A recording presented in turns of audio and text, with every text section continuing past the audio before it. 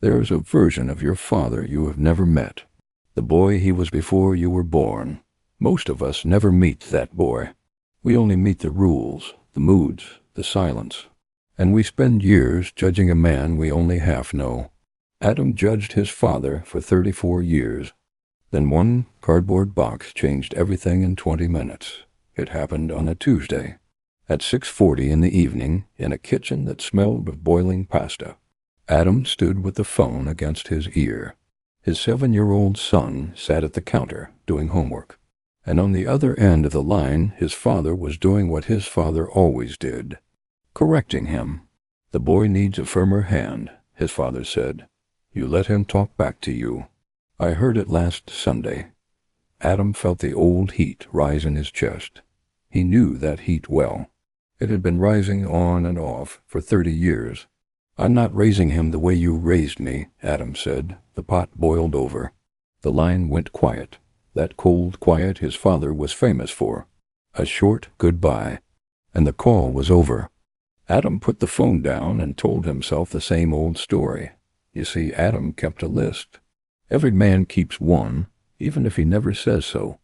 A list of everything his father did wrong. The school event his father missed when Adam was 9. The way every compliment came with a correction attached. "Good race, but your start was slow." The dinners where his father sat at the table like a locked door. Adam had read that list so many times he knew it by heart. And at the bottom of the list there was a promise. A boy wrote it first. A man kept renewing it. "I will never become him." For a week no one called.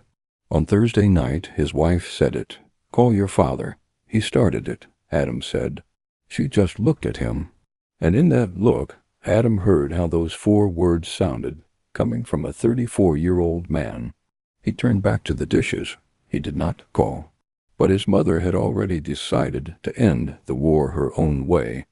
The box came on Saturday morning, cardboard, taped twice. His mother's neat handwriting on the label. Inside she had left a small note. "Your father is cleaning out the garage. He wanted to throw these away. I thought you should decide." Adam carried it to the kitchen table. He opened it, expecting junk. Instead, he found his own childhood. His report cards, all of them, held together with rubber bands year by year. A small wooden car he had built when he was 11, one wheel still missing. And under that, a cracked stopwatch. The stopwatch his father held at every single race Adam ever ran, clicking it at the finish line. Reading out the time in that flat voice. "Good race, but your start was slow." Adam sat down slowly. The man who missed the school event had kept every report card. The man who never said, "I'm proud of you," had saved a broken wooden car for 30 years. It didn't erase the list. But for the first time in his life, Adam saw something written on the other side of the page. "Somewhere your father has a box like this. You have probably never seen it." He almost closed the box right there. He almost missed it. At the very bottom, flat against the cardboard, there was an envelope, old, yellow at the corners, soft the way paper gets when it has been held many, many times. It was not addressed to Adam. There was just one name on the front, written in sharp, slanted handwriting. Handwriting Adam had only seen on the backs of old photographs. Michael, his father's name. Adam froze. He looked at the kitchen door. Nobody was coming. Then he pulled out the letter. March 1987, his grandfather's handwriting. Sharp enough to cut. "Michael, your mother tells me you took the warehouse job and you're calling it a career. A man provides. A man does not settle and then ask the world to clap for him. You were always soft. Your mother made you soft, and I allowed it, and that is my fault. I hear you have been seen around town with the girl again. Do not bring her to this house until you can stand in front of me in a proper suit, with a straight answer about your future. You have embarrassed this family enough for 1 year. No signature. No love. Only one last line at the bottom, pressed so hard into the paper. It had almost torn through. Sons carry the family, or they are not sons. Adam read it twice. Anger rose in him, a strange kind of anger. Anger for his father. Anger at a man who died years ago. Then he read it a third time, and the third time broke him. Because on the third reading, he stopped hearing his grandfather's voice. He started hearing his own. The boy needs a firmer hand. Where did that come from? It came from you were always soft. The compliments with corrections attached. Good race, but where did those come from? From a man raised on you have embarrassed this family. And the locked door at the dinner table? Adam saw it now, all at once. Like one of those pictures with another picture hiding inside it. It was not a locked door. It was armor. A shield a man puts on to survive. And it had been strapped onto a 23-year-old boy in a hallway in 1987 by a father who never once held a stopwatch for him.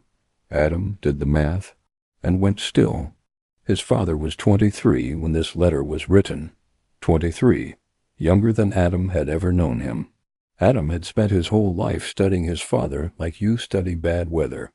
The cold days, the silence, the sudden storms. But not once, not one single time, had he asked a simple question. What kind of weather did this man grow up in?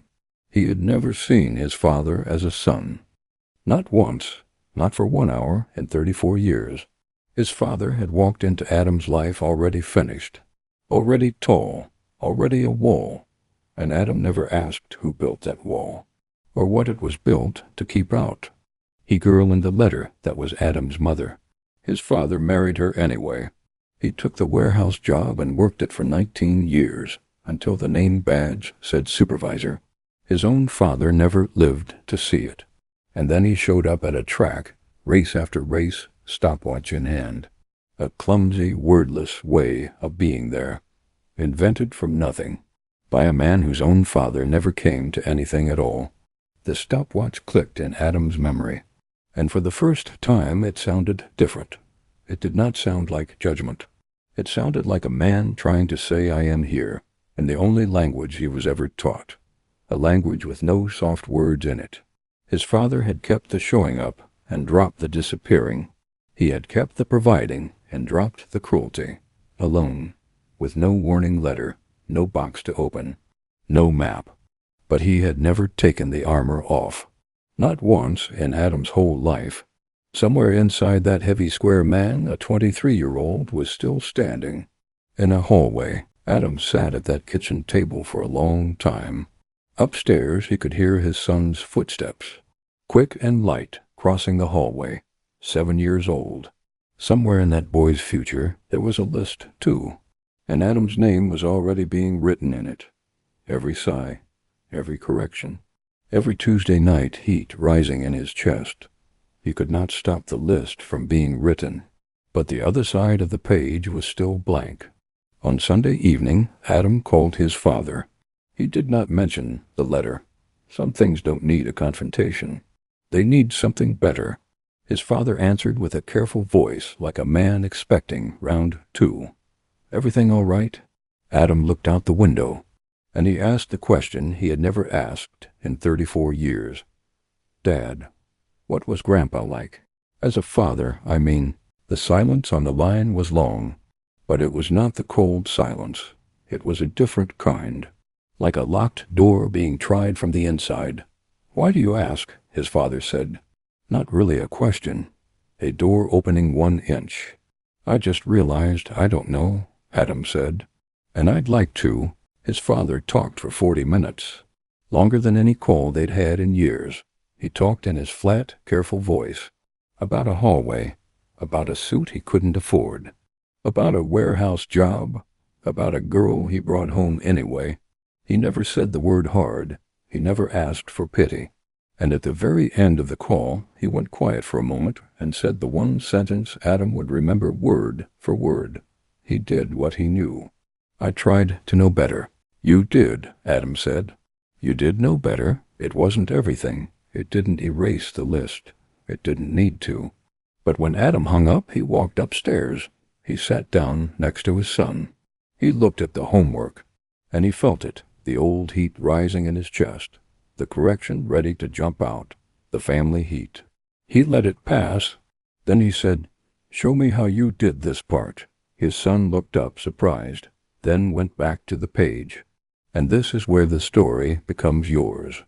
You have a list, too. Every man does. Somewhere inside you is that record, the missed events, the corrections, the silence. You have read it so many times, you know it by heart. No one is asking you to burn that list. What happened to you was real. Pretending it wasn't, that's not wisdom. That's just more silence. But here's the question your list never asks. What was written in his pages?